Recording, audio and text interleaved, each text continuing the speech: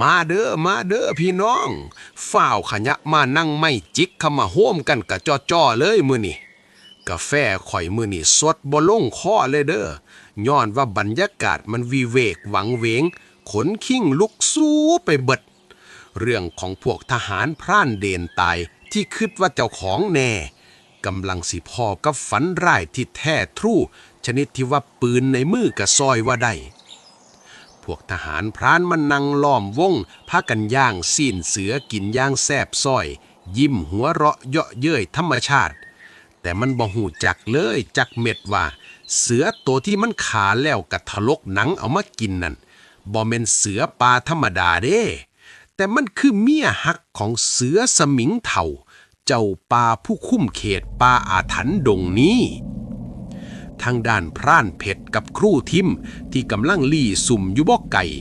ปลายล่มพัดเอากลิ่นควันไฟผสมกลิ่นปิ้งเนื้อคร่าวๆลอยมาเตะดังฟึบพร่านเผ็ดเพิ่นชะงักกึกเอามือแตะบาครู่ทิมให้หยุดยาง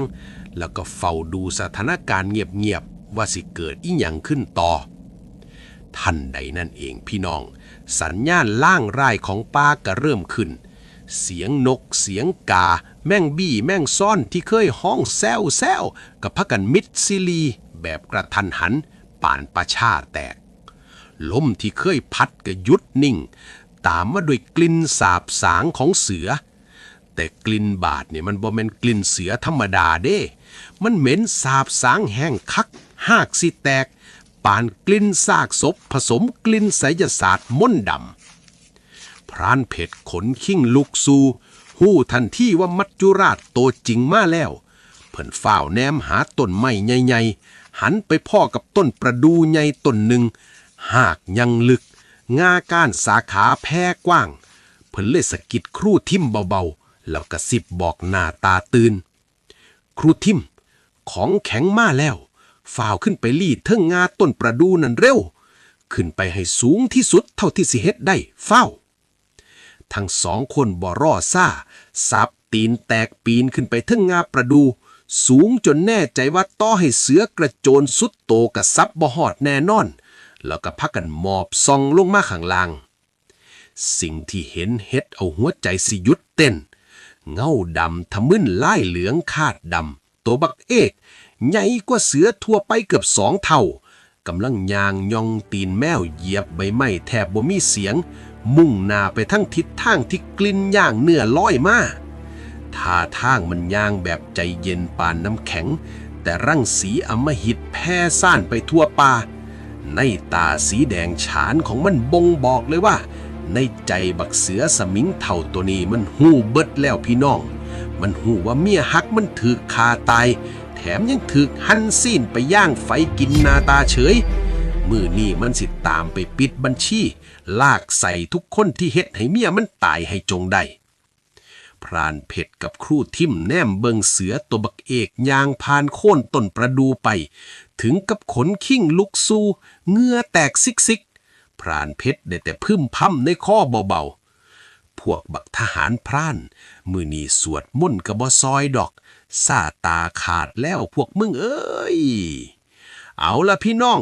พวกทหารพรานสิรอดบ่บารมีปืนอากาสิสู่แรงพยาบาทของเสือสมิงเถาได้บ่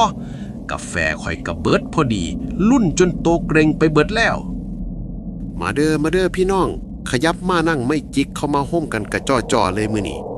กาแฟข่อยมื้อนี้ต้มจนเดือดปุดควันทูบลอยฟุ้งปันว่าสิมีพิธีทรงวิญญาณย้อนว่าบรรยากาศกลางดงมรณะตอนนี้มันสยองเกล่าฮอดเขตสุดแล้ว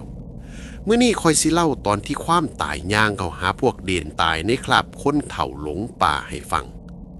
ในขณะที่พวกทหารพล่าน3 คนที่เหลือกำลังนั่งโซ้ยสิ้นเนื้อเสือย่างไฟยางแสบซอยปากกระเขี้ยวกล้วมหัวเลาะอึกอักเยาะเย้ยเจ้าป่าเจ้าเขาอยู่นั่นอยู่ดีๆเสียงนกกลางคืนกับมิดซิลีเงียบกริบมีแต่เสียงกรวบของสีเท้าที่ยางเหยียบใบไม้แห้งเขามาใกล้เรื่อยๆพวกทหารพล่านสะดุ้งสุดโตหันควับพร้อมกับยกปืนประจำโตขึ้นประทับบาเล็งไปทางต้นเสียงทันทีนิ้วชี้จ่ออยู่ที่ไก่ปืนพร้อมสิสาดกระสุน แต่ก็ต้องรีบยั้งนิ้วหรือชะงักไว้แทบทันทีย้อนว่าภาพที่เห็นในแสงไฟสลัวคือตาแห่ๆคนหนึ่งร่างกายผอมโซ่เสื้อผ้าขาดกระรุ่งกระริ่งยางส่วนเซ่ป่านสิล่มแหล่บ่ล่มแหล่เข้ามาหาพวกมันนายครับนายผมขอแบ่งเนื้อประทังชีวิตจักหน่อยนะครับผมหลงป่ามาหลายวันแล้วหิวจนสิขาดใจแล้วครับนายเสียงผู้เฒ่าสั่นเครือสะอึกสะอื้นน่าสงสารคักพวกทหารพล่านเห็นว่าเป็นแค่ผู้เฒ่าคนเดียวที่พลัดหลงป่าแถมหน้าตาน่าเวทนาก็เลยพากันลดปืนลงหัวหน้ามันสะแยะยิ้มมุมปากคิดว่าสิเอาผู้เฒ่าคนนี้มาเป็นพยานหรือหลอกใช้ให้นำทางออกจากป่าอาถรรพ์นี่ย่างเข้ามานี่เท่าแก่มาเอาสิ้นเสือไปกินมื้อนี้พวกข่อยลาบปากคาเสือตัวบักเอกได้พอดีหัวหน้าทหารพล่านเว้าเสียงดังปานคมขวัญป่าในจังหวะที่ผู้เฒ่ากำลังข้านเห่าเข้ามาใกล้สิหอดวงไฟอยู่ดีๆลมปากระพัดหวนกลับมาทางกลุ่มทหารพล่านอย่างแรงวืบเดียวเท่านั้นแหละพี่น้องกลิ่นสาบสางที่แห้งคักแห้งปานศพเน่าผสมกลิ่นเสือไร่ที่พวกมันเคยได้กลิ่นตอนเพื่อนโดนขยำกันลอยมาแตะดังจมูกฟึบสัญชาตญาณเดนตายที่พานรบมาโฉกโชนของพวกมันตื่นโตทันทีพวกมันรู้ซึ่งถึงความผิดปกติเพราะคนเฒ่าที่หลงป่าบ่ควรสิมีกลิ่นเสือแห้งขนาดนี้หัวหน้าทหารพล่านตาเลือกกว้างตะโกนลั่นป่าแตกเฮ้ยบ่เป็นคนแล้วเตรียมตัวพวกทหารพล่านเฝ้าตะปบปืนเตรียมรับแร่งกระแทกทันทีขณะที่ผู้เฒ่าคนนั้นที่เคยย่างส่วนเซ่กลับสะแยะยิ้มกว้างจนเห็นแขวแหลมๆสีเหลืองอ๋อยในตาที่เคยฝ่าฟังกับเปลี่ยนเป็นสีแดงฉานจึงคึงคือแดงกำส่องแสงว่าวับป่านทานไฟในความมืดเสียงคำร่ามกึกก้องที่ออกมาจากลำคอผู้เฒ่าสมิงอาคมทำเอาแผ่นดินสะเทือนมันบ่ใช่ผู้เฒ่าหลงป่าได้พี่น้องแต่มันคือเสือสมิงเฒ่าที่กำลังสิกระโจนเขาขยำล่างแค้นเห็นเมียมันเอาบาดเนี่ยสิมั่นของแท้ปืนทั้ง3กระบอกสิสู่แรงพยาบาทของสมิงเฒ่าได้บ่พลานเพชรกับครู่ทิมที่ลี่อยู่เทิงกกไม้ก็ขนขิ้งลุกสู้ไปเบิดแล้วกาแฟข่อยเบิดแก้วพอดีลุ่นจนเยี่ยวสิราดแล้วพี่น้องเอ้ยมาเด้อพี่น้องขยับมานั่งไม่จิกเข้ามาโฮมกันกัดจ่อเลยมื้อนี้กาแฟข่อยต้มเดือดปุดๆขมหากแตกหากแตนปันดีมีต้มเลยเด้อย้อนว่าบรรยากาศในป่าอาถรรพ์คืนนี้มันมั่วซั่วแห้งคักเรื่องราวความซวยของพวกทหารเก่าเด่นตายกำลังสิปิดบัญชีด้วยเจ้าแห่งอาถรรพ์ป่าและจุดเริ่มต้นของความซวยครั้งใหม่ของครูทิมกับพรานเพชรในขณะที่กลุ่มทหารพราน3 คนตั้งท่าเตรียมความพร้อมสิจัดการคนหลงป่าที่บ่น่าไว้ใจตรงหน้าผู้เฒ่าหลงป่าคนนั้นค่อยๆกลายร่างขนสีเหลืองขาดดำผุดออกมาเล็บย่าวแขว่งออกพร้อมจอมตีท่านใดนั่นเองพี่น้องเสียงคำร่านดังกึกก้องที่ออกมาจากลำคอสัตว์ร้ายมันคือเสียงเสือสมิงเฒ่าที่แปลงร่างเป็นเสือโตบักเอกขนาดใหญ่กว่าควายกระโจนเข้าตะปบพวกทหารพร่านจนปืนประจำตัวกับซ่องกระสุนกระเด็นวื้อไปคนละทิศละทางตบปืนจนกระเด็นบักสมิงเฒ่ากัดขยำพวกมันทั้ง3อย่างเมามันที่น่าขนคิงลุกสู่ก็คือ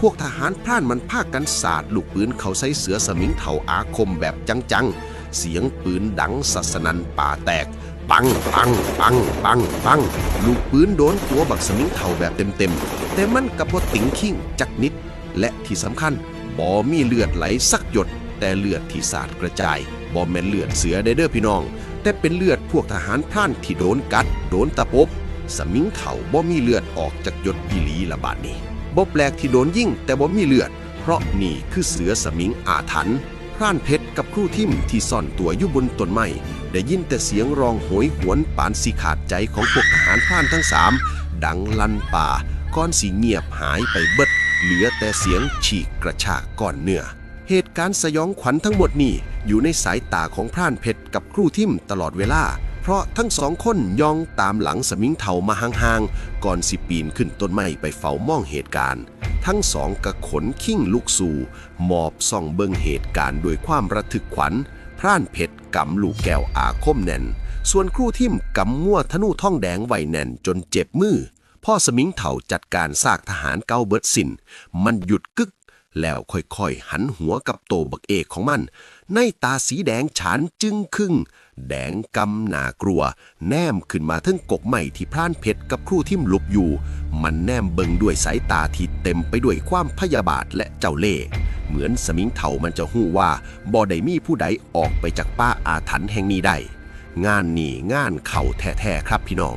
การไล่ล่ารอบไม่เป้าหมายหลักคือพร่านเพชรกับครูทิมจึงเริ่มขึ้นกาแฟข่อยเบิดพอดีลุ่นจนเหี่ยวราดแล้วพี่น้องเอ้ยจุดเริ่มต้นของความช่วยขังใหม่ของครูทิมกับพร่านเพชรหลังจากที่เสือสมิงเถ่าอาถรรพ์จัดการปิดบัญชีกับกลุ่มทหารเก่าเดนตายจนมุนอุ้ยปุ้ยแหลกเหลวค่าที